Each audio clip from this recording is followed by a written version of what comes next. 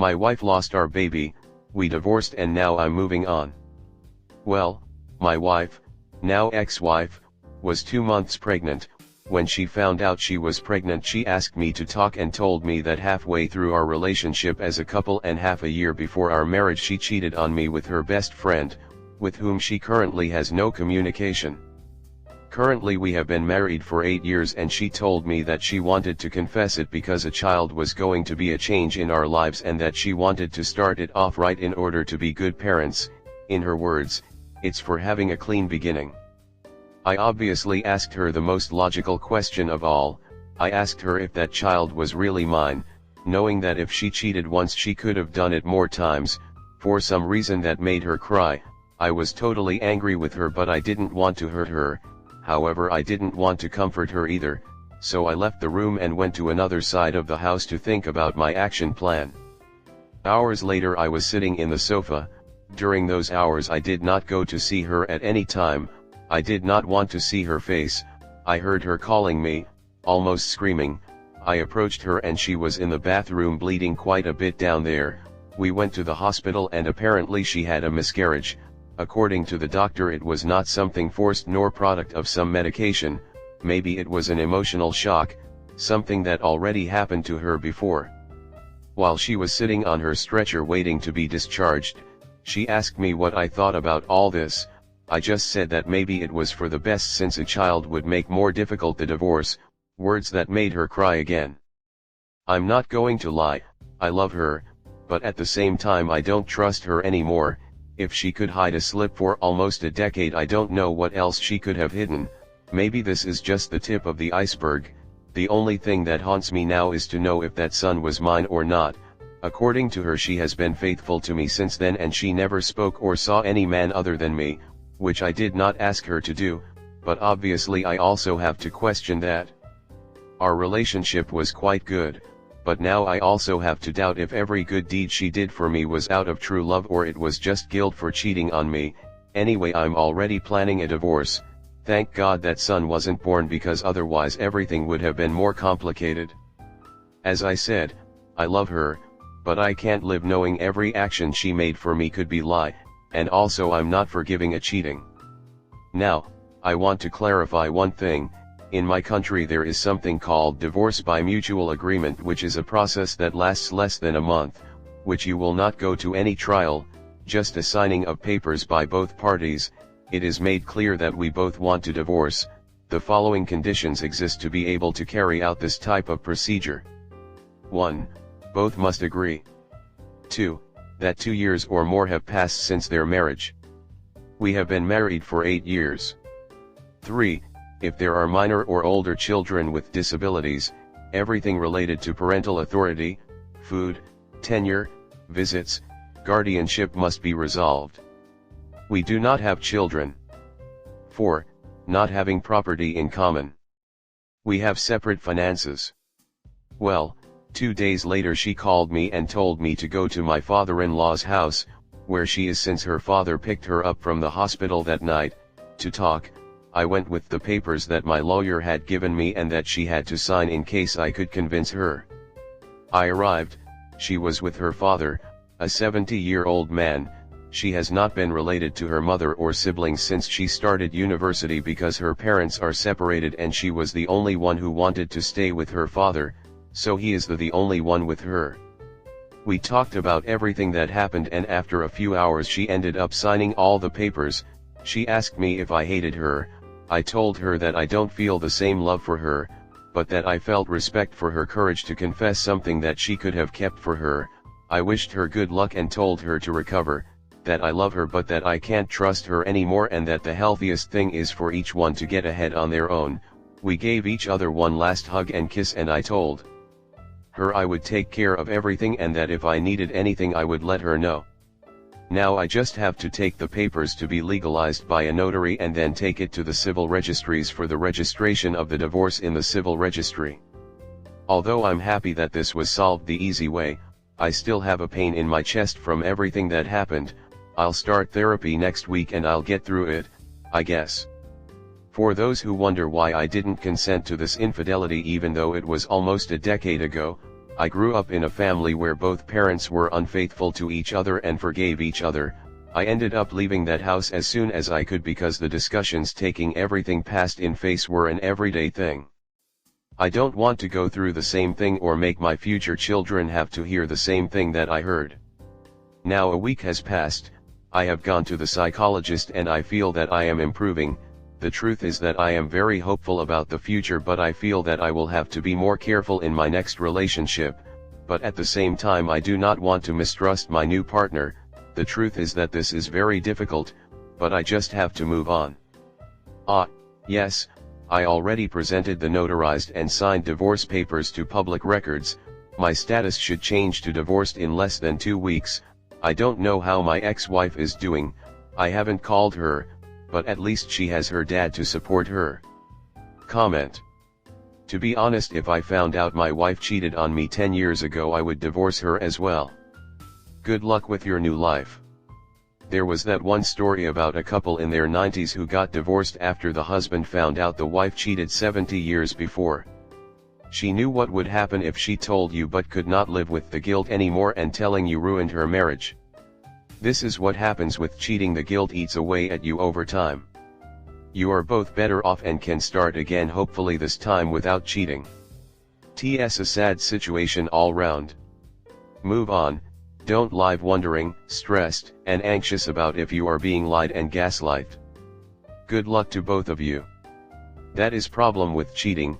It leaves the betrayed spouse with a lifetime of doubt, especially when children come along. I would have asked for a DNA test as well, and frankly she should have known that and expected it.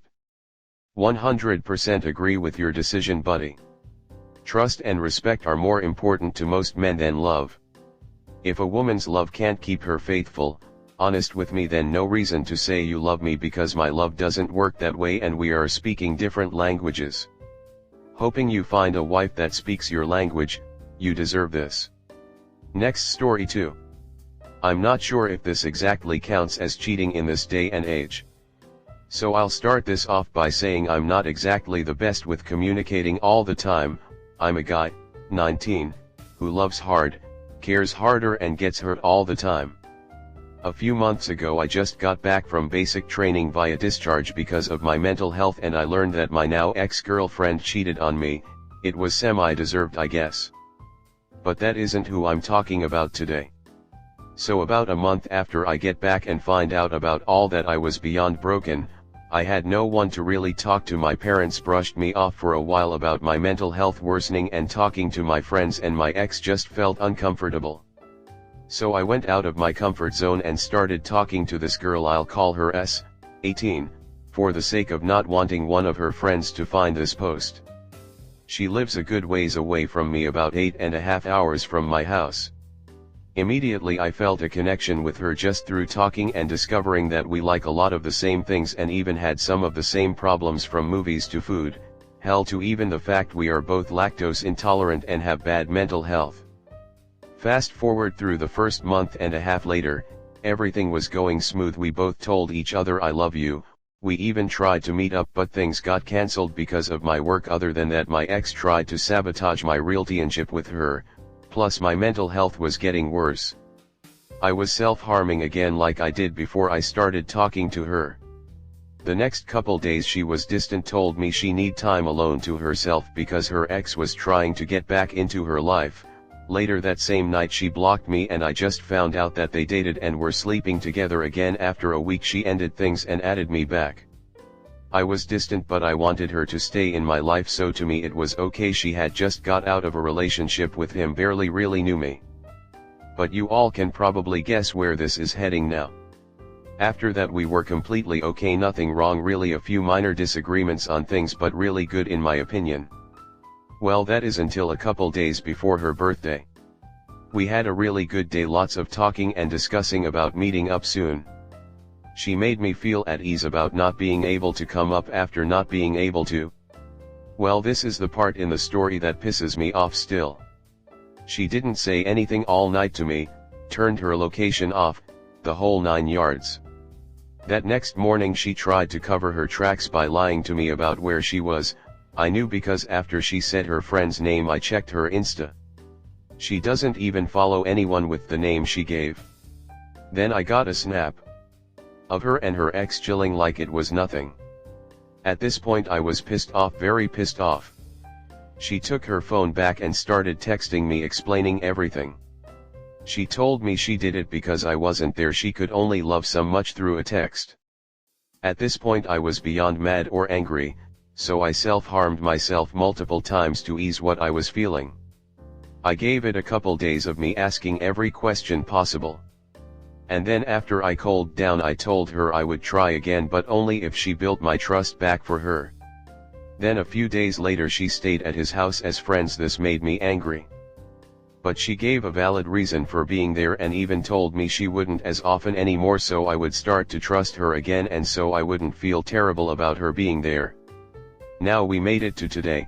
She just moved houses and she doesn't have Wi-Fi, so she texts me a little bit a day, and I know she isn't on Snapchat because her score has been staying the same. If the post needs more detail, LMK. I just wanna know how I should proceed with her, if at all, because regardless of us just talking, I believe in loyalty and trust above everything else in my life. I just don't want my feelings to cloud my judgment on this. I don't wanna get hurt again. Comnet. She has become my normal, even though is basically a situationship. I have honest feeling for her. I tell her everything and she always comforts me, and I do the same to her. I'm very childish when it comes to having feelings for a girl when I think it's meant to be. And this is the first time I have ever gave a second chance to someone that I have genuine feelings for. Sounds like you need a new normal. I think if y'all are long distance, she's just going to keep going back to that ex. Maybe it's time to move on, find better someone who actually deserves your love. She sounds like a shitty person to me that can't make her mind up on which guy she wants. Your first problem is that you aren't okay with being alone as opposed to being with someone who repeatedly hurts you. At some point you have to put your own sanity and self-love above having someone there. The thing some of these commenters don't understand is that serious parental neglect will start that avalanche. You just want to be loved by someone, but please understand that someone who will hurt you does not love you. Please understand that you are worth honesty, real love, and a person who doesn't give you those is not worth your energy.